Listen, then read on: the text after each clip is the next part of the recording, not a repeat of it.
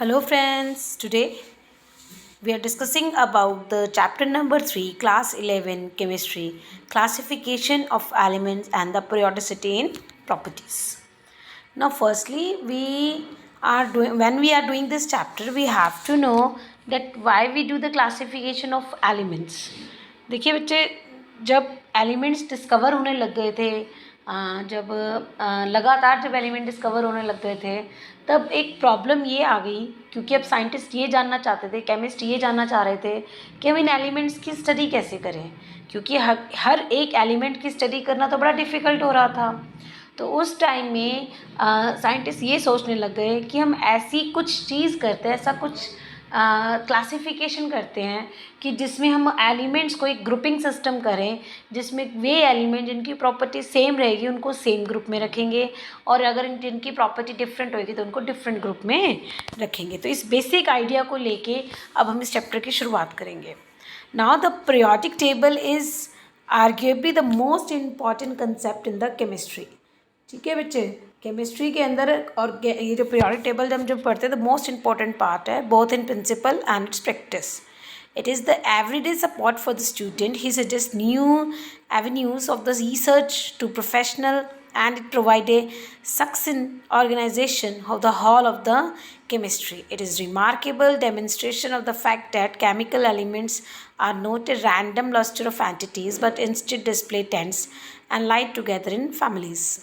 An awareness of the periodic table is essential to anyone who wishes to disentangle the world to see how to build up from the fundamental building blocks of the chemistry.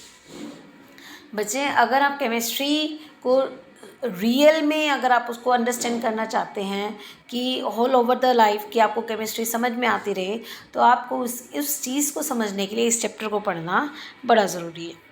So let's start with this chapter.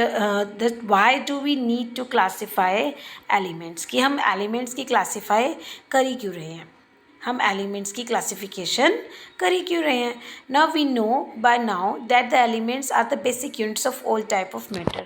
बच्चे, अब हमने chapter number 1 पढ़ा, chapter number 2 पढ़ा, अब इतनी सी बात हमारे समझ में ज़रूर आने लग गई है कि जो मैटर होता है वो किसका बना होता है, बेसिक यूनिट्स का बना होता है, जिसको हमने नाम दिया हुआ है एटम या फिर एलिमेंट्स का।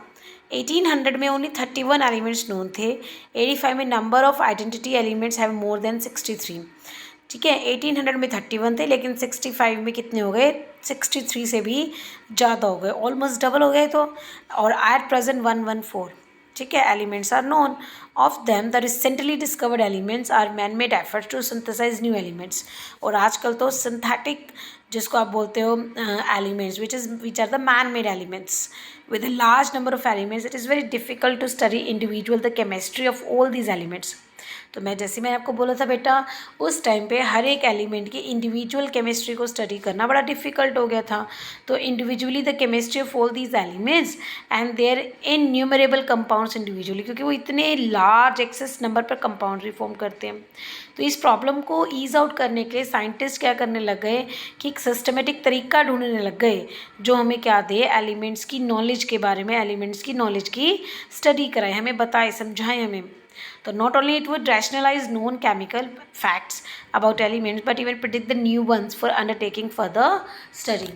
ये जो आइडिया था क्लासिफिकेशन का, ये नहीं कि भाई जो डिस्कवर हो गए उन्हीं एलिमेंट्स की स्टडी करना था, बल्कि अगर इन फ्यूचर्स में कोई एलिमेंट डिस्कवर होंगे तो उनकी प्रॉपर्टी क्या हो सकती है, उनको किन एलिमेंट्स के साथ रखना चाहिए, उसके बारे में भी जो है प्रिडिक्शन स्टार्ट हो रही थी।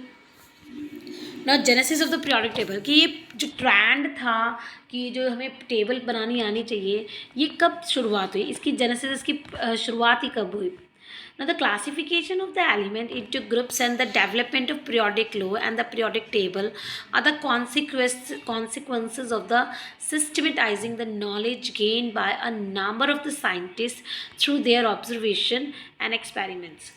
कि भाई क्लास एलिमेंट्स की ग्रुपिंग में क्लासिफिकेशन करना, पीरियोडिक लॉ, पीरियोडिक टेबल का, ये तो एक तरह का कॉन्सिक्वेंसेस था ताकि हम एलिमेंट्स को सिस्टमेटिक तरीके से क्या कर सकें, स्टडी कर सकें।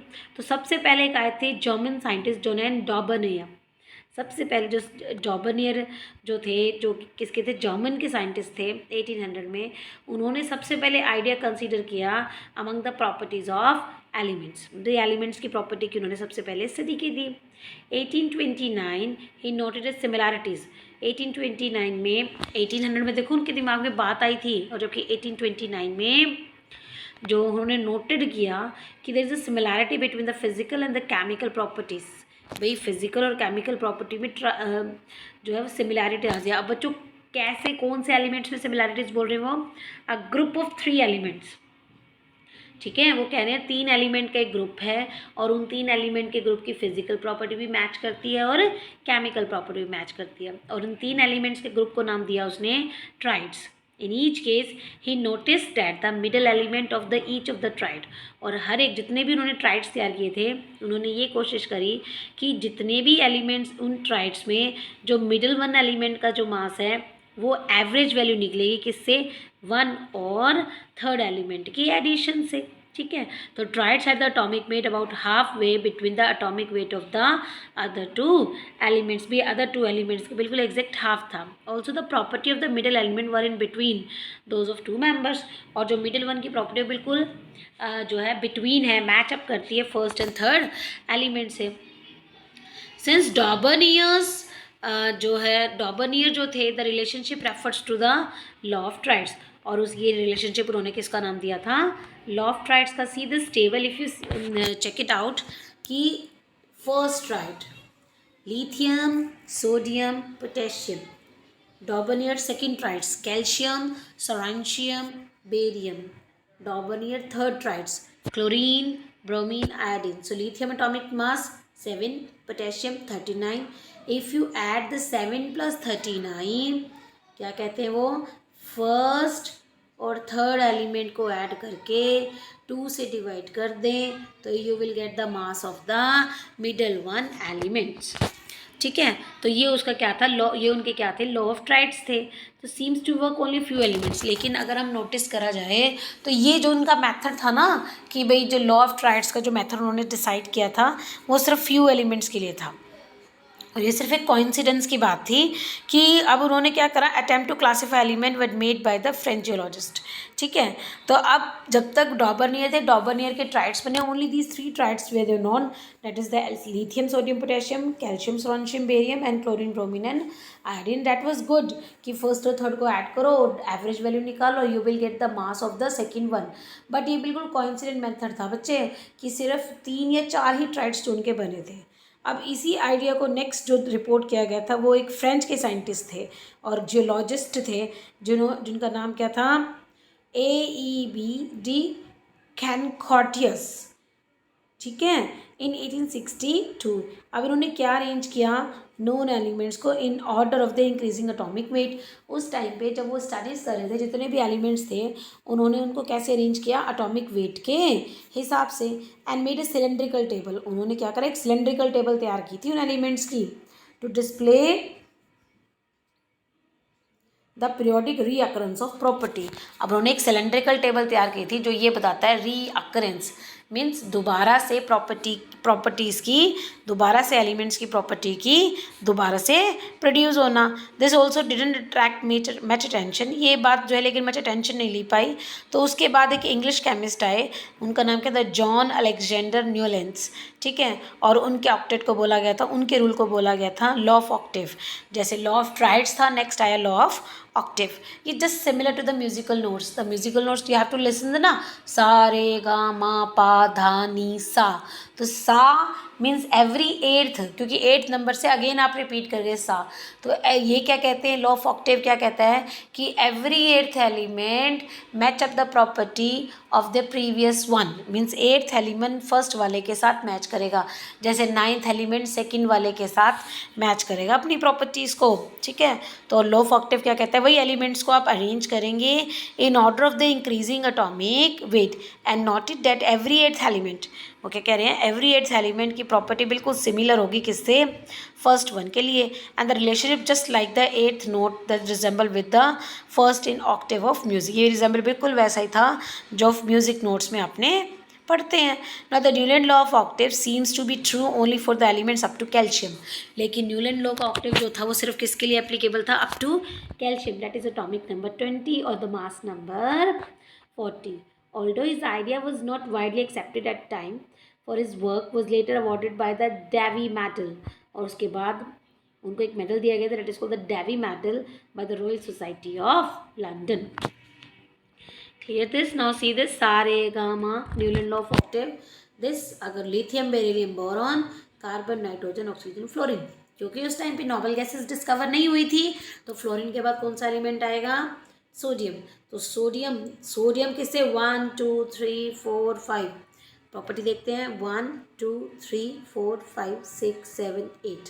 तो every eighth element match it's property with its previous one. ठीक है, तो सोडियम किसके साथ मैच करेगा? लिथियम के साथ. मैग्नीशियम किसके साथ मैच करेगा? बेरिलियम के साथ. एलिमेंट की प्रॉपर्टी किससे मैच करेगी?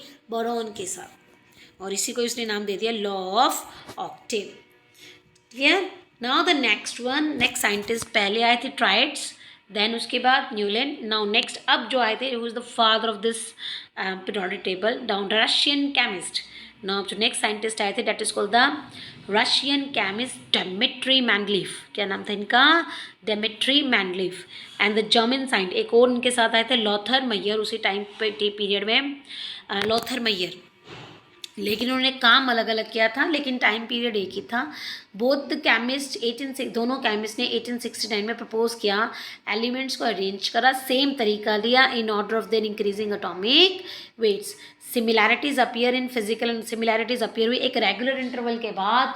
एक एलिमेंट्स जो है प्रॉपर्टी को बिल्कुल मैच कर रहा है, उसके physical as well as chemical property को मैच कर रहा है द प्रीवियस वन के साथ. लॉथर मैयर ने क्या करा था? उन्होंने प्लॉट करी फिजिकल प्रॉपर्टी सचेस. अब फिजिकल प्रॉपर्टी उन्होंने कौन सी ली? जैसे atomic volume, melting point, boiling point against atomic weight. भाई ये प्रॉपर्टी को लिया था और क्या ग्राफ प्लॉट करे थे एटॉमिक वेट के against. And obtain a periodically repeated pattern. तो उनको फिर से जो ये ग्राफ प्लॉट्स कर रहे थे, तो उसमें उनको रिपीटेडली जो पैटर्न मिल रहे थे. Unlike Newlands, Lothar Meyer observed a change in the length of the repeating pattern. Newland के मतलब न्यूलैंड ऐसा नहीं कर पाए थे, लेकिन लॉथर मैयर ने जो ये चेंज आया था ना भाई मेल्टिंग पॉइंट में, बॉइलिंग पॉइंट्स में, उनकी फिजिकल प्रॉपर्टी में, उस चेंज को भी उन्होंने नोटिस किया, पैटर्न में जो चेंज आया था. तो 1868 में Lothar Meyer had developed a table of the elements that closely resemble with the modern periodic table. तो लॉथर मैयर ने 1868 में एक टेबल भी तैयार की थी जो कि मॉडर्न पीरियोडिक टेबल से बिल्कुल मैच खाती है, रिजेंबल्स करती है. तो his work was not publish until the work of Dmitri Mendeleev, the scientist who is generally credited. भाई तब तक उनका वर्क पब्लिश नहीं हुआ था जब उन्होंने काम किया था. तो मीनवाइल जो दूसरे साइंटिस्ट है डेमिट्री मेंडलीफ, उनका वर्क पब्लिश हो चुका था. तो साइंटिस्ट हुई जनरली जिस साइंटिस्ट को जनरली क्रेडिट दिया जाता है मॉडर्न पीरियोडिक टेबल का. वाइल डॉबर्नियर इनिशिएटेड द स्टडी, जबकि हम ये देखें तो डॉबर्नियर वो पहले साइंटिस्ट थे जिन्होंने इन प्रोसेस को शुरुआत की थी. And it was Mendeleev who was responsible for publishing. बस वो मेंडलीफ ही थे जिन्होंने पब्लिशिंग की थी पीरियोडिक लॉ की फॉर द फर्स्ट टाइम. अब वो देखो अपनी टेबल में वो बोलता क्या है, अपने पब्लिशिंग में वो बोल क्या रही है कि the property of the elements, कि जो एलिमेंट्स की प्रॉपर्टी होती है is the periodic function of their atomic weight. वो किसका पीरियोडिक फंक्शन है? एटॉमिक वेट का. Now Mendeleev arranged element in horizontal row and the vertical column. Mendeleev ने जितने भी एलिमेंट्स उस टाइम पे डिस्कवर थे तो उनको स्लॉट्स बनाए बच्चे. हॉरिजॉन्टल रोज, हॉरिजॉन्टल्स को क्या बोला गया? रोज. और वर्टिकल्स क्या थे? Columns of the table in order of the increasing atomic weight. भाई एलिमेंट्स को एटॉमिक इंक्रीजिंग ऑर्डर में लगाया गया, और इंक्रीजिंग ऑर्डर किसका लिया गया? एटॉमिक वेट का. और इस तरीके से लिया गया कि similar property occupied the same vertical column, कि जो सिमिलर प्रॉपर्टी थी, जिन भी एलिमेंट्स की सिमिलर प्रॉपर्टी थी वो किस में आ गए? सेम जो है वर्टिकल कॉलम में आ गए, या फिर जिसको उसने नाम दे दिया ग्रुप्स में आ गए. मैंडलिस सिस्टम ऑफ क्लासिफिकेशन जो थी elements was more elaborate than the Lothar Meyer. Lothar Meyer से ज़्यादा एलैबोरेट थी. He fully recognised the significance of the periodically and use broader range of physical and chemical properties to classify the elements. वो जो उन्होंने table तैयार करी थी वो फुली रिकग्नाइज थी. भाई पीरियोडिसिटी जो एक्सप्लेन करी थी, ब्रॉडर रेंज फिजिकल और केमिकल प्रॉपर्टी को भी ब्रॉडर रेंज में उन्होंने यूज़ किया था ये मेथड फॉर द क्लासिफिकेशन. तो Mendeleev relied on the similarity in the empirical formulas. Mendeleev ने रिलाई किया कि एम्पेरिकल फॉर्मूलाज में भी जो है सिमिलैरिटीज़ हैं and the properties of the compound formed by the elements. ठीक है, he realise that some of the elements did not fit in with his scheme. उसने देखा कि कुछ एलिमेंट्स तो उसकी स्कीम में फिट ही नहीं हो रहे हैं। ठीक है ना, तो उसके लिए उन्होंने क्या कर दिया, classification way in order to atomic weight was strictly followed. कि भाई लेकिन फिर भी उन्होंने एटॉमिक वेट के मतलब अगर ऑर्डर फॉलो किया जाए ना एटॉमिक वेट का, तो उनकी सिस्टमेटिक स्टडी में एलिमेंट्स कुछ प्रॉपर पोजीशन नहीं ले रहे हैं। तो उसने उस बात को इग्नोर करा एटॉमिक वेट को, thinking that the atomic measurement might be incorrect. कि जो उन्होंने नोटिस किया कि हो सकता है एटॉमिक वेट अच्छे से मेजर नहीं किया गया हो, तो in this the elements with similar properties together. लेकिन फिर भी उन्होंने जो एलिमेंट्स जिनकी प्रॉपर्टी सिमिलर थी ना, उनको बिल्कुल टुगेदर रखा, चाहे उनका वेट ज़्यादा है चाहे वो नहीं है, for this similar properties together. For example iron, lower atomic weight than that of tellurium was placed in the group number 7 with fluorine, chlorine and bromine। भाई जो आयोडीन था जिसका एटॉमिक वेट कम था, एटॉमिक मास कम था ना, जबकि वो कहते हैं इंक्रीजिंग ऑर्डर में लगाएंगे, आयोडीन को पहले लगाएंगे, मतलब एटॉमिक वेट के हिसाब से कि पहले कम वाला आएगा बाद में ज़्यादा वाला आएगा। तो आयोडीन का एटॉमिक वेट कम था किससे, टेल्यूरियम से, जो कि ग्रुप्स जो 6th में है टेल्यूरियम, लेकिन उसको कहाँ रखा गया, उसने कहाँ उठा के रखा मेंडलीफ ने, डेट इज़ ग्रुप नंबर 7 में रखा उन्होंने, डेट इज़ फ्लोरीन, क्लोरीन और ब्रोमीन। क्यों, क्योंकि आयोडीन की प्रॉपर्टी इनके साथ मैच करती है। क्यों, ठीक है, at the same time keeping is primary aim of arranging the elements of the similar property. क्योंकि उनके बिल्कुल फर्स्ट जो प्राइमरी एम क्या था कि एलिमेंट्स को ऐसे अरेंज करना है जो उनकी प्रॉपर्टी बिल्कुल सिमिलर प्रॉपर्टी मैचअप कर जाए। तो he propose that some of the elements were still discovered. तो उस टाइम पे ये भी कहा गया कि कुछ ऐसे एलिमेंट्स हैं जो अनडिस्कवर्ड हैं लेकिन बाद में डिस्कवर होंगे। तो उन्होंने उस टाइम पे गैप जो थे वो लेफ्ट रखे थे, गैप जो है वो वैकेंट रखे थे, और उस टाइम पे उनकी वो प्रेडिक्शन थी और उन्होंने ये कहा था कि इन फ्यूचर कुछ एलिमेंट डिस्कवर होंगे और उनकी प्रॉपर्टी यहीं पे इन एलिमेंट्स के साथ मैच करेगी और उनको यहीं पे ही रखेंगे। और जो उन्होंने क्या था, कौन से एलिमेंट्स थे, gallium, germanium were known at the time. Mendeleev जो पीरियोडिक टेबल जो पब्लिश की थी, he left the gap under aluminium. जो एल्यूमिनियम के नीचे का गैप था उन्होंने उसको छोड़ दिया। ठीक है, जो गैप सिलिकॉन का था उसको छोड़ दिया, तो उसने उसका नाम रखा इका एल्यूमिनियम। इका का मतलब होता है प्रीवियस वन। ठीक है, इका एल्यूमिनियम, ठीक है, इका सिलिकॉन। तो Mendeleev predicted not only the existence of the gallium, तो मेंडलीफ ने तो एग्जिस्ट भी करा कि भाई इन फ्यूचर डिस्कवर होंगे जैसे गैलियम, स्कैंडिनियम, जर्मेनियम, ये एलिमेंट्स डिस्कवर होंगे, but also describe some of their general physical property. तो मेंडलीफ ने मतलब ये भी बताया कि फ्यूचर में डिस्कवर होंगे, तो ये एलिमेंट्स तो बोले ही बोले, साथ में उनकी पहले से उनकी फिजिकल प्रॉपर्टी भी जो थी वो प्रेडिक्ट कर दी थी। तो दिस एलिमेंट्स तो डिस्कवर तो बाद में, लेकिन प्रॉपर्टी उनकी पहले ही मेंडलीफ ने बता दी। तो some of the property predicted by the Mendeleev of this elements और फाउंड एक्सपेरिमेंटली आर लिस्टेड, और एक्सपेरिमेंटली लिस्ट भी की गई और वो बात ठीक भी हुई। तो the boldness of this Mendeleev quantitative prediction and their eventually success made him the periodic table famous। तो जो उनकी बोल्डनेस थी ना कहने की कि भी ऐसा होगा और ऐसा हुआ भी, तो उसकी इन्हीं बोल्डनेस की वजह से जो उनकी टेबल थी वो इतनी फेमस हो गई। Now this is the Mendeleev table। If you see कि this is the Mendeleev table, how this Mendeleev table at that time prepared. ठीक है, they give 0 to this 7-8 group उन्होंने दिए थे। ठीक है, now next is modern periodic law and the present form of the periodic table. कि modern periodic law क्या होता है और प्रेजेंट फॉर्म क्या है पीरियोडिक टेबल का। Now the we must bear in the mind that when Mendeleev developed his periodic table, कि जब मेंडलीफ ने पीरियोडिक टेबल डेवलप की, chemist knew nothing about the internal structures of the atom. भाई जब उन्होंने ये periodic table बनानी शुरू की थी ना बच्चे, उस टाइम पे देखो जस्ट इमेजिन कि एलिमेंट्स को स्टडी करने की एक टेबल तैयार की जा रही है, लेकिन एलिमेंट्स या किसी एटम का स्ट्रक्चर भी नहीं पता हमें। ठीक है ना, but the internal structures of the atom doesn't know even this. तो in the beginning of the 20th century witness profound development in the theories about the sub atomic particles. तो 20th सेंचुरी में क्योंकि ये तो बहुत पहले आ गया, 20th century में इलेक्ट्रॉन प्रोटॉन न्यूट्रॉन की डिस्कवरी हुई है।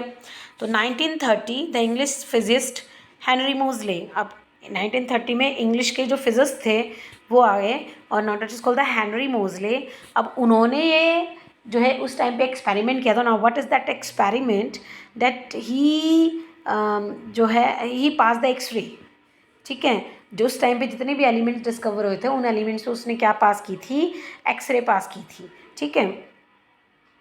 ठीक है, एक्सरे स्पेक्ट्रा जो थी वो जो एलिमेंट्स के ऊपर रेस पास की थी जिससे क्या प्रोड्यूस हुई थी, एक्सरे प्रोड्यूस हुआ था। और फिर उन्होंने उसके एक पर्टिकुलर ग्राफ भी प्लॉट करा और वो ग्राफ क्या था, the plot of this root v where v is the frequency of the X ray emitted, ठीक है, against atomic number, root v versus Z. और जो कि स्ट्रेट लाइन आई थी, not the plot of the del v versus atomic mass. उन्होंने बस ये किसके लिए प्लॉट की थी, डेल वी को, रूट वी को प्लॉट किया था एटॉमिक वेट के वर्सेस करा था, but not taken the atomic mass, ठीक है। एटॉमिक नंबर लिया था बट मास नहीं लिया था, therefore showed the atomic number. तो तब उन्होंने ये कहा कि atomic number is the more fundamental property है एलिमेंट्स की स्टडी करने की रादर देन द मास। तो यहाँ से एक नया मेंडलीफ का पीरियोडिक लॉ स्टार्ट हो गया, ठीक है। अब वो मेंडलीफ का पीरियोडिक लॉ, ये जिसको हम बोलते हैं मॉडर्न पीरियोडिक लॉ, कि the physical and the chemical property of the element are periodic functions. भी एक बार रेगुलर इंटरवल के बाद रिपीट होगा, लेकिन वो किसकी वजह से हो रहा है, उसके एटॉमिक नंबर की वजह से। और इसी को ही हमने नाम दे दिया modern periodic law. Now the periodic law revealed important analogies among the 94 natural occurring elements. जो periodic law था very important था, जो 94 natural occurring elements थे, that is neptunium and the plutonium like actinium and protactinium are also found in the pitchblende and one of the ore of the uranium, ठीक है। 94 natural occurring element जो कि neptunium है, plutonium, these are the radio active elements, ठीक है ना। तो he stimulated renewed interest in the inorganic chemistry and has carried into the present with the creation of artificial produce short lived elements. तो उनका इतना मतलब जो इनऑर्गेनिक केमिस्ट्री में जो इतना उनको स्टिमुलेटेड रिन्यूड था, इंटरेस्ट था, ठीक है, जिससे आज के टाइम में वो इतने सारे आर्टिफिशियल एलिमेंट्स जो है वो आज के टाइम में डिस्कवर हो गए, जो कि जिनकी लाइफ भी कैसी है, शॉर्ट लिव्ड।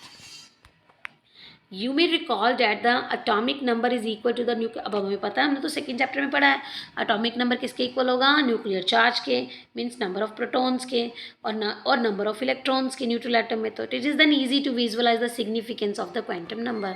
अब हम क्वांटम नंबर को सिग्निफिकाइज कर देते हैं, ठीक है, सिग्निफिकेंस करते हैं। एंड द इलेक्ट्रॉनिक कॉन्फिग्रेशन, अब ये हो गया कि इलेक्ट्रॉनिक कॉन्फिग्रेशन जो होगा एक पीरियोडिसिटी है किसकी, एलिमेंट्स के। In fact now recognise that the periodic table essential the sequence of the variation in the electronic configuration. और बच्चे आज के टाइम में अगर हम पीरियोडिक टेबल पढ़ते हैं ना, तो आज हम पढ़ते हैं तो हम जो पीरियोडिक टेबल में पढ़ते हैं वो किसके हिसाब से करते हैं, जो कि क्या थी, एक पीरियोडिक की फंक्शन है, किसके हिसाब से, इलेक्ट्रॉनिक कॉन्फ़िगरेशन के हिसाब से। तो विच इंडेड डिटर्मिन द, और वो इलेक्ट्रॉनिक कॉन्फ़िगरेशन ही आपको डिटर्मिन करेगी उसके फिजिकल और केमिकल प्रॉपर्टीज़ को। तो numerous form of the periodic table have been devised from time to time.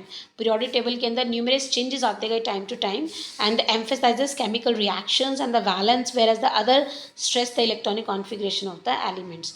भाई बार बार चेंजेस आते गए, कभी उनके एटॉमिक नंबर, कभी वैलेंस इलेक्ट्रॉन। सो अब जो फॉर्म बन चुके हैं चेंजेस कर करके, तो अब जो टेबल तैयार हो चुके हैं उसको बोलते हैं अ मॉडर्न वर्जन और the long form of the periodic table. तो most convenient and widely use the horizontal row. Horizontal row Mendeleev ने उसको नाम दिया था सीरीज, पर हम बोलेंगे पीरियड्स। तो हॉरिजॉन्टल रोज को नाम दिया गया पीरियड्स, वर्टिकल कॉलम्स को नाम दिया ग्रुप्स, ठीक है। तो एलिमेंट्स जिनकी सिमिलर आउटर इलेक्ट्रॉनिक कॉन्फ़िगरेशन है उनको ग्रुप में, मीन्स अगर सबके आउटर मोस्ट शेल में ओनली 1 इलेक्ट्रॉन है तो ग्रुप नंबर 2, ओनली 2 है तो ग्रुप नंबर 2। तो IUPAC ने, that is the international union of pure and applied chemistry, उनको नंबर दिया 1 to 18। तो IUPAC ने वो उन जो ग्रुप्स थे वो तो 18 कर दिए, पीरियड्स कितने हमारे 7। तो significance all 7 periods, the period number correspond to the highest principal quantum number. Period number किससे मैच करता है बेटा, क्वांटम नंबर से। और कौन सा quantum number, principal quantum number. Means अगर n की वैल्यू 1 है तो that means the period number 1, n की वैल्यू 2 है, मतलब अगर पीरियड सेकेंड है तो n की वैल्यू 2, पीरियड थर्ड है तो n वैल्यूज 3। तो first period contain 2 elements. You know that in the first shell this n value 1 or the k shell, you will fill only 2 electrons. So a particular shell, the how much electron you can fill, that is the same number of electron present in that shell. जैसे k में Bohr model के हिसाब से k में कितने electron fill कर सकते हैं 2, l में कितने 8, m में कितने 8. तो एलिमेंट्स भी पीरियोडिक टेबल में उतने ही हैं कि पहले ग्रुप में कितने हैं 2, दूसरे में 8, तीसरे में 8, फोर्थ में 18, 32. सो इस तरह से 7 पीरियड तैयार किए हैं ना. 7 पीरियड इनकम्प्लीट है and like the 6 period would have a theoretical maximum, और 6 पीरियड 7 तो इनकम्प्लीट है और सबसे ज़्यादा मैक्सिमम नंबर ऑफ जो एलिमेंट्स आ रहे हैं दैट इज़ द 32 एलिमेंट्स. ठीक है, जो कि 6 पीरियड में. तो 14 elements of both 6th and 7th period, lanthanoids actinoids. तो 14 एलिमेंट्स है ना group number 6 and group period number 6 and period number 7 के, वो at the foot of the periodic table आपके रखे हुए हैं. Now next is the nomenclature of the atomic number greater than the 100. Now बच्चे, अब हमने जनरली नॉमेनक्लेचर पढ़ना है. किसका पढ़ना है? उन एलिमेंट्स का जिसका 100 से ज़्यादा है. नाउ बच्चों, जनरली अगर आप लोगों ने 9th क्लास में स्टडी किया हो कि how we naming the elements. Generally पहले क्या होता था बच्चे कि जब भी कोई एलिमेंट डिस्कवर होता था ना, या तो जिस साइंटिस्ट ने डिस्कवर किया उसका नाम दे देते थे, या कोई स्पेशल प्रॉपर्टी है उसका नाम दे देते थे एलिमेंट्स का. अगर किसी शहर में है तो सिटी में है तो सिटी का नाम दे दिया. तो जस्ट कि भाई उस एलिमेंट के डिस्कवरी ऑनर पे हम एलिमेंट का नाम रख दिया करते थे. नो, अब क्या होता है, क्योंकि हमारी एडवांस टेक्नोलॉजी है तो एक ही एलिमेंट्स हो सकता है एक टाइम में 2 जगह डिस्कवर हो जाए, तो उनके बीच में क्या क्रिएट हो जाती है? डिस्प्यूट्स. ठीक है, तो इस प्रॉब्लम से बचने के लिए IUPAC अब क्या करती है, जब भी कोई एलिमेंट डिस्कवर होता है तो उसको अपने मेथड से उसकी नेमिंग करती है. The naming of the new elements had been traditionally the privilege to the discoverer. कि जनरली क्या करते थे, जब भी कोई नया एलिमेंट डिस्कवर करते थे तो वो प्रिविलेज करते थे किसको? जिसने उसकी डिस्कवरी करी है, तो वही, क्योंकि उसका नाम सजेस्ट करता था. तो recent year they has lead to the some controversy, जो मैंने आपको बताया था कि अब जो है वो बड़ी कंट्रोवर्सी होने लग गई थी कि न्यू एलिमेंट्स जो थे उसको कौन डिस्कवर करा, उसका नाम कैसे रखा जाए. तो new elements very high atomic number are so unstable only minute quantities. भाई जो 100 से ज़्यादा वाले एलिमेंट्स है ना, एक तो इतनी क्वांटिटी भी इतनी कम है और उनकी लाइफ टाइम भी इतनी कम है. Sometimes only a few atoms of them are obtain. ठीक है, सो अब वो क्या कहने लगे, अब हम करेंगे. तो therefore require highly sophisticated costly equipment and lab. तो उनके पढ़ने के लिए हमें लैब भी चाहिए, इक्विपमेंट से. Such work is carried out with the competitive spirit only in the same lab. So scientists before collecting the relative data of the new elements at time get tempted to claim for its discovery. भाई scientist जो है collecting data collect करने से पहले फिर वो new elements के, तो अब वो क्या कहते थे, भी क्लेम करो इस डिस्कवरी को. For example America and Soviet. भाई अमेरिकन और सोवियत साइंटिस्ट जो थे ना, उन्होंने क्लेम किया, किसके क्रेडिट को क्लेम किया? Discovering the element 104. भाई 104 एलिमेंट, उसके लिए इन दोनों के बीच में डिस्प्यूट्स हो गए थे. अमेरिकन कहते थे उसका नाम रखेंगे रदरफोर्डियम, और सोवियत कहते थे क्रुचाटोवियम, ये नाम रखेंगे. तो टू अवॉइड सच प्रॉब्लम, अब वो किसकी माने हैं, तो IUPAC ने एक रिकमेंडेशन करी कि जब भी कोई नया एलिमेंट्स डिस्कवर होगा तो उसका नाम जो है IUPAC रखेगी, रादर देन द उनकी जो ऑफिशियली नया नाम जो है रिकॉग्नाइज्ड नाउ. तो systematic nomenclature derived from the Latin language से आपका निकाला गया है, और वो नंबर न्यूमेरिकल रूट्स देंगे 0 से लेकर 9. So if you see this, 0 को बोलेंगे नील, एब्रीवेशन क्या यूज़ करेंगे? N. 1 un, 2 bi, 3 tri, quad, pent, hex, sept, octane, enn. Clear? So हम इस तरह से पैटर्न लेंगे और फिर उसका नाम स्टार्ट करेंगे. Now digit which makeup the digit which makeup the atomic number and EM. और जब आप पूरा बना लोगे तो उसके पीछे एंड आप कैसे करोगे? EM लगा के. Suppose you have to write down the name of 101. You have to write down the name of 101 elements. Now 1 को क्या बोलेंगे? अन. 0 को बोलेंगे निल. 1 को बोलेंगे अन. सारा नाम लिखा गया और पीछे लिख देंगे EM. तो this is the name of 101 element. और एब्रीवेशन क्या लिखेंगे? अन का U, नील U. अन, नील, अन. तो this is the IUPAC name of that 101 element. Clear? See this unnil unnium अनिलबियम.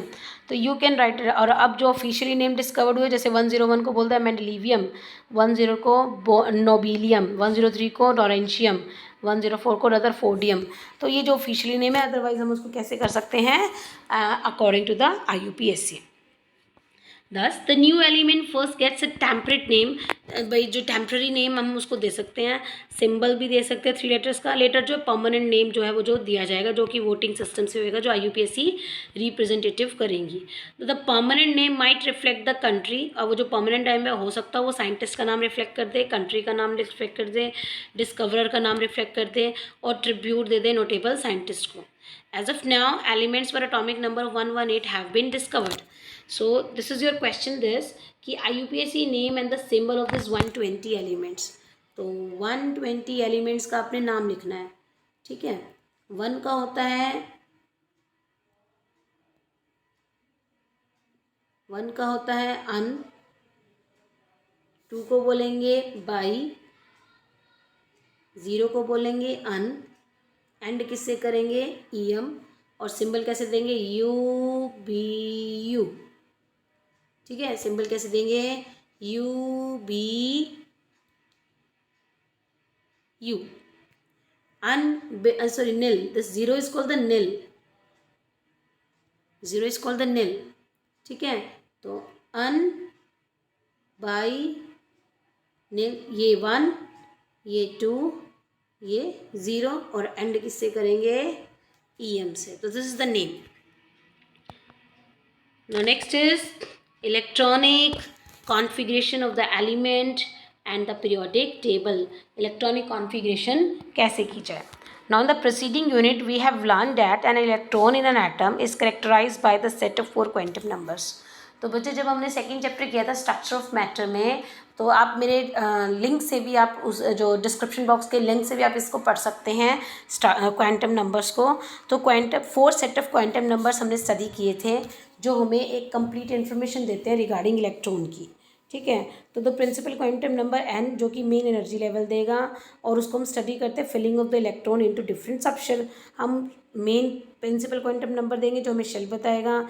Even हम उससे ऑर्बिटल निकाल सकते हैं, इलेक्ट्रॉनिक कॉन्फ़िगरेशन जिसको आप बोलते हो, डिस्ट्रीब्यूशन ऑफ इलेक्ट्रॉन भी कर सकते हैं, जिसको हम क्या बोलते हैं, electronic configuration. The element is location in the periodic table reflect the quantum number. जो एक पीरियोडिक टेबल में एक एलिमेंट जहाँ पर भी है, वो किसकी वजह से आप प्रेडिक्ट कर सकते हो, उसके क्वांटम नंबर्स की वजह से. और क्वांटम नंबर भी लास्ट इलेक्ट्रॉन जिसके शेल के अंदर एंटर करेगा. तो पहले देखते हैं electronic configuration in the periods. जब हम पीरियड में मूव करेंगे, मीन्स 1 2 3 4, जब हम काम मुड़ेंगे from left to right in the periodic table. Now the period indicate the value of n for the outer most valence shell. Period हमेशा क्या इंडिकेट करेगा, n की वैल्यू को, और वो हमेशा आउटर मोस्ट शेल से आएगी. तो in other words successive period in the periodic table is associated with the filling of the next higher principal quantum number. ठीक है भैया, अगर आपको क्या करना है कि सक्सेसिव पीरियड को जाना है, तो पहले ये देख लो कि इलेक्ट्रॉन किसके अंदर आपने फिल किया है. Now it can be readily seen that the number of elements in each period is twice as the number of atomic orbital. कि हर एक एलिमेंट में जो आप इलेक्ट्रॉन फिलिंग करते हो, तो ऑर्बिटल से ट्वाइस भी होते हैं, डबल ही होते हैं. सपोज फर्स्ट के period n is equal to 1, start with the filling the lowest level 1s1 and 1s2. Means K shell complete हो गई, because you have to fill only 2 electron, that means 2 elements are present. And the second period n is equal to 2, starting from the lithium, and the third electron enter in the 2s shell. The next element beryllium was the 4 electron and has the electronic configuration 1s2 2s2. If you see first group, 1 is hydrogen, 1 is helium, then hydrogen, lithium, beryllium. next बीच में 10 groups हम छोड़ेंगे, boron, carbon, nitrogen, oxygen, fluorine, और helium के नीचे आ जाएगा neon. This is group number 1, group number 1 2 3, ठीक है, sorry 13 14 15 16 17 and 18. ठीक है, तो आपका ग्रुप नंबर 1 में 2 इलेक्ट्रॉन फिल कर सकते हैं, इसलिए 2 आए. ग्रुप नंबर 2 में 8 इलेक्ट्रॉन फिल कर सकते हैं, तो इसलिए कितने आए, 3, that is 2s2, 2p6 and value is 2, so say the shell is also 2s2, 2p6, तो 2 आप s में फिल करेंगे, 6 आप किस में फिल करेंगे, p में, तो टोटल इलेक्ट्रॉन कितने हो गए 8, तो इसलिए एलिमेंट्स भी कितने हो गए 8. नो n वैल्यू 3, तो कितने ऑर्बिटल होते हैं 3s, 3p एंड 3d, कितने होते हैं 3s, 3p and 3d, but the 3d energy is higher, so the electron does not enter into the 3d, so कितने ऑर्बिटल फिल होते हैं ओनली 2, 3s एंड 3p, तो 2 electron किस में जाते हैं 3s में और 6 किस में जाते हैं 3p में. Clear. So you have only 8 electron in this p. तो अगर हम देखें n value 1, n value 2, n value 3, n value means period 1, period 2, period 3, तो हेयर ओनली 1s, तो इलेक्ट्रॉन फिल कितना हुआ 2, एलिमेंट्स भी कितने हुए 2. नाउ 2s, 2p, तो 6p में और 2 किस में बन जाएंगे s में, तो टोटल हो गए 8 इलेक्ट्रॉन, तो 8 ही एलिमेंट्स हम फिल करेंगे. Now 3s, 3p, 3d. Now क्योंकि d की एनर्जी ज़्यादा होती है इसलिए सिर्फ इलेक्ट्रॉन किस में जाते हैं 3s और 3p में, तो अगेन 6 p में और 3 सॉरी 2 किस में आएंगे s में, तो you we have the 8 electron और 8 atom 8 members in this third period. Now 4 shell 4s, 4p, 4d, 4f, ठीक है, but due to 3d energy is higher than the 4s, so electron fill in the 4s, 3d, 4p, तो this shells can't be filled, तो 2 आपके s में जाएंगे, 10 आपके d में जाएंगे, तो 10 और 2 12 और p में कितने जाएंगे 6, तो you will have the 18 electrons. और यहाँ से आपकी फर्स्ट सीरीज शुरू हो जाती है जिसको हम बोलते हैं 3d सीरीज और the transition series of the element and starting from the scandium that is 21, 3d1, 4s2 up to zinc 3d10, 4s2. Here the 3D is completely filled. This is called the 3D series. Now next is the fourth period. That this fourth period end at kryptons. ठीक है, with the filling of the 4p orbital. All together they have the 18 elements in the fourth period. The fifth period n is equal to 5 beginning with the rubidium. जो fifth period होता है वो किससे शुरू होता है बच्चे, रुबीडियम से, and it contain the 4d series. इसके अंदर कौन सी सीरीज आ जाती है 4d, तो Z39 जो कहाँ से स्टार्ट होता है ये टर्बियम से, और उसका एटॉमिक नंबर कितना है 39. And this period end at xenon, किस पे एंड होता है जीनन पे, with the filling of the 5p orbital. Now come to next sixth period, n is equal to 6, तो 6 है तो कितने एलिमेंट्स आ जाएंगे 32, क्यों, क्योंकि 6s 6p और उसके बीच में कौन आता है 4f एंड 5d, तो 6s में 2, 6p में 6, 6 और 2 8f में आप 14 फिल कर सकते हो और d में कितने फिल कर सकते हैं 10, तो टोटल कितने इलेक्ट्रॉन हो गए 32, तो एलिमेंट्स पे कितने हो जाएंगे 32. Now from the six period your first 4f series will be started, जिसको बोलते हैं 4f इलेक्ट्रॉन, और इसी का हम दूसरा नाम देंगे इनर ट्रांजिशन सीरीज, और you can the lanthanoids series. Now next is seventh period, जिसको आप n वैल्यू 7 बोलेंगे, वो बिल्कुल सिक्स पीरियड के बिल्कुल सिमिलर है with configuration 7s, 5f, 6d, 7p with this man-made radioactive elements, and this period end to the 118 number and belong to the noble gas family. तो filling of this 5p or 5f orbital after actinium, जब actinium के बाद 89 के बाद जो आता है वो हमें कौन सी सीरीज़ देगा इनर ट्रांजिशन सीरीज़, जो उसकी दूसरी सीरीज़ होती है जिसको हम बोलते हैं 5f सीरीज़, और इसको बोलते हैं actinoids series. And this 4f and 5f series, इन दोनों को हम क्या बोलते हैं f ब्लॉक एलिमेंट्स. क्लियर.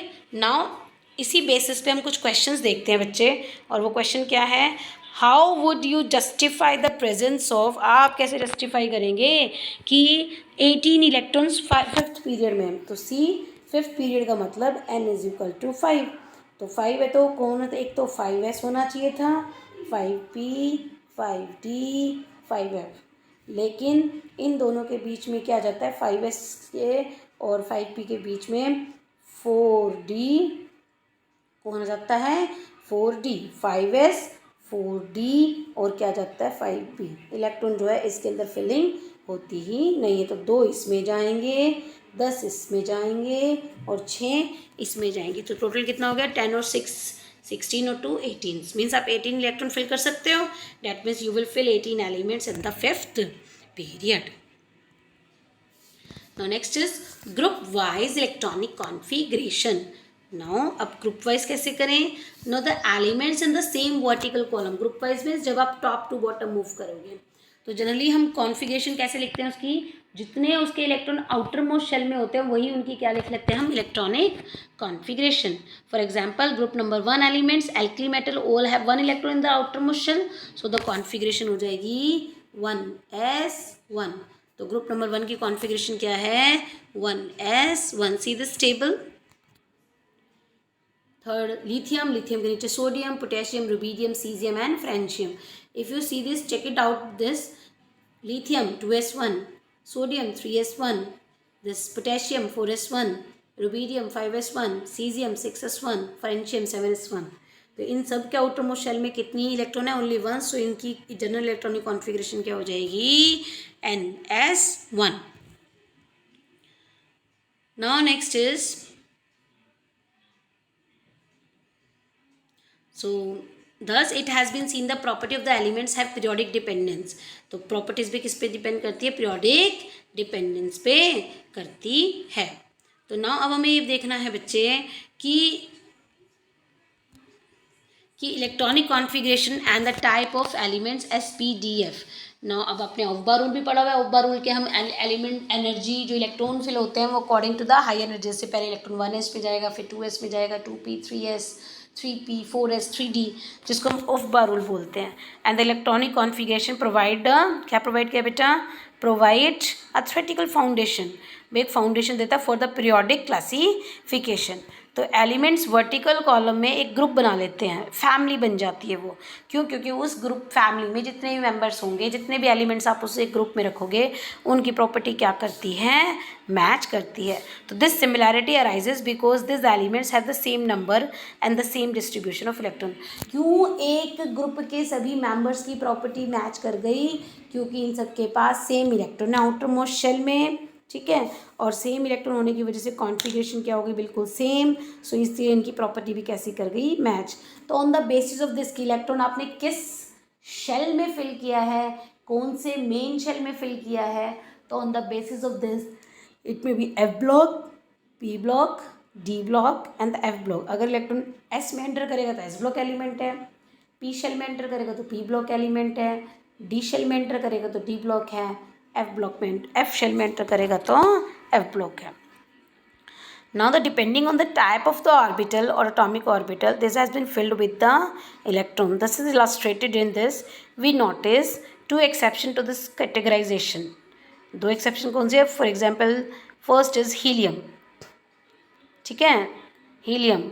अब एक्सेप्शन क्या, अभी तो आप ये कह रहे हो कि लास्ट इलेक्ट्रॉन अगर हम एस में डालेंगे तो एस ब्लॉक एलिमेंट है, पी में डालेंगे तो पी ब्लॉक है, डी में डालेंगे तो डी ब्लॉक है. But in case of helium atomic number 2, configuration 1s2 है ना, लेकिन वो तो हमने एस ब्लॉक में रखी नहीं हुई है. लास्ट इलेक्ट्रॉन एस में जाता है लेकिन फिर भी वो एस ब्लॉक में नहीं रखी हुई है ना. Helium belong to the s block element but it position is p. भाई स्ट्रिक्टली कहें तो हीलियम किससे मैच करता है, बिलोंग किसको करेगा, एस ब्लॉक, क्योंकि लास्ट इलेक्ट्रॉन कहाँ एंटर कर रहा है, एस ब्लॉक में, लेकिन इसकी पोजीशन कहाँ है, पी ब्लॉक में अलॉन्ग विद द 18 एलिमेंट्स. क्यों? क्योंकि उसकी कंप्लीटली फिल्ड वैलेंस शेल है, ठीक है, एग्जिबिट द और उसकी प्रॉपर्टी बिल्कुल मैचअप करती है नोबल गैसेस के साथ. दूसरा एक्सेप्शन है हाइड्रोजन. तो इसके पास ओनली 1 इलेक्ट्रॉन है, तो इसको मैं एल्कली ग्रुप में रखा हुआ है, लेकिन इसकी प्रॉपर्टी क्या है बेटा, एक इलेक्ट्रॉन गेन करने की भी है, जबकि एल्कली मेटल इलेक्ट्रॉन गेन नहीं करता, वो सिर्फ लॉस करता है. तो इसलिए तो ये कुछ प्रॉपर्टीज़ किससे मैच करता है, हैलोजन के साथ. लेकिन स्पेशल केस है कि we shall place hydrogen separately at the top of the table, क्योंकि ये एल्कली मेटल के साथ प्रॉपर्टी मैच कर रहा है और कुछ प्रॉपर्टी हैलोजन के साथ मैच कर रहा है, लेकिन हमने इसको कहाँ रखा हुआ है, बिल्कुल टॉप पे रखा हुआ है, क्योंकि इसकी प्रॉपर्टी सबसे अलग है, कुछ किसी से मैच कर रही है, कुछ किसी ग्रुप से मैच कर रही है, इसलिए हम इसको अलग रखते हैं. तो स्पेशल केस है, ठीक है. So and this we will briefly discuss the salient features of the 4 type of element in the periodic table.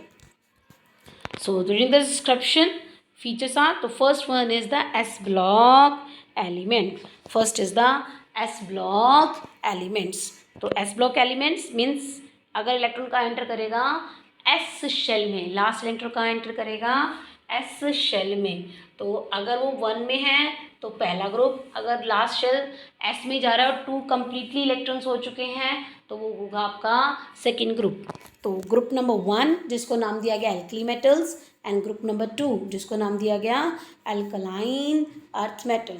और कॉन्फ़िगरेशन हो गई, अगर एक इलेक्ट्रॉन है तो NS1, कम्प्लीटली 2 हो गए तो NS2। तो इन्हीं जिनकी कॉन्फ़िगरेशन NS1 और NS2 जाती है तो उसको हम क्या नाम दे देते हैं, एस ब्लॉक एलिमेंट्स। ठीक है, so this table, see this is the s block element.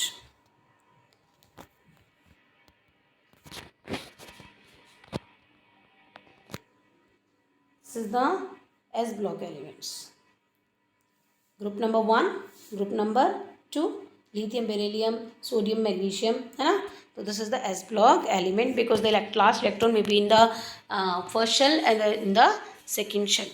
तो ये जनरली इसमें जितने भी एलिमेंट्स हैं सारे रिएक्टिव एलिमेंट्स हैं, ठीक है, रिएक्टिव मेटल्स हैं जिनकी आयनाइजेशन एनर्जी कैसी होती है, लो। अब ये what is this ionisation energy, तो सबसे पहले हम ये स्टडी करेंगे बेटा आयनाइजेशन क्या होती है। आयंस प्रोड्यूस करना, आयंस बनाना means energy required to remove the electron from an atom from outer most shell.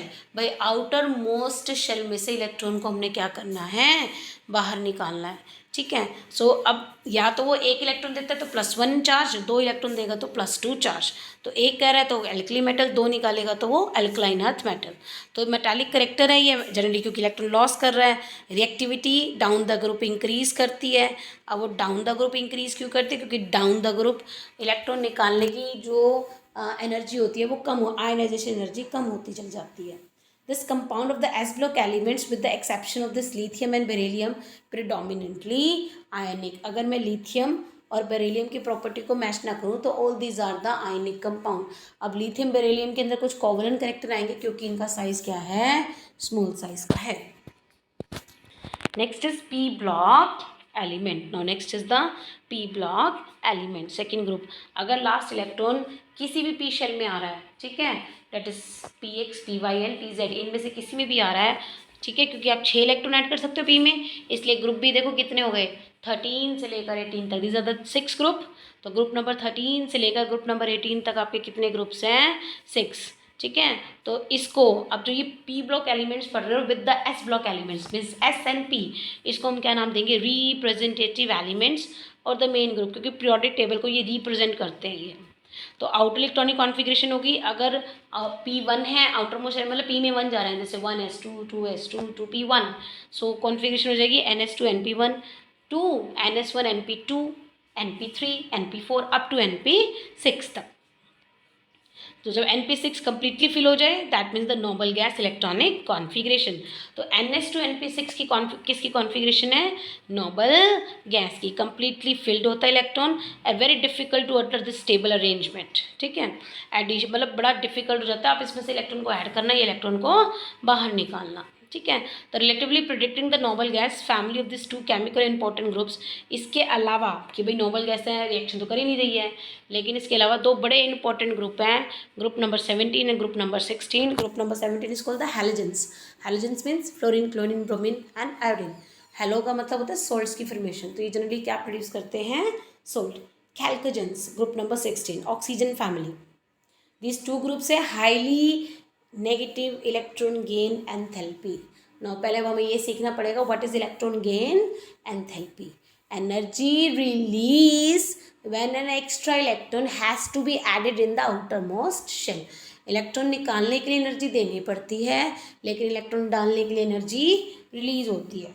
ठीक है, तो ये क्योंकि ये नॉन मेटल्स हैं, इलेक्ट्रॉन को अच्छे से ये ले सकते हैं, इसलिए इसकी इलेक्ट्रॉन गेन एंथैल्पीज कैसी होती हैं, नेगेटिव होती है। ठीक है, तो रिएडली क्योंकि 1 या 2 इलेक्ट्रॉन रिएडली एक्सेप्ट करके ये स्टेबल बन जाते हैं, नोबल गैस कॉन्फ़िगरेशन ले लेते हैं।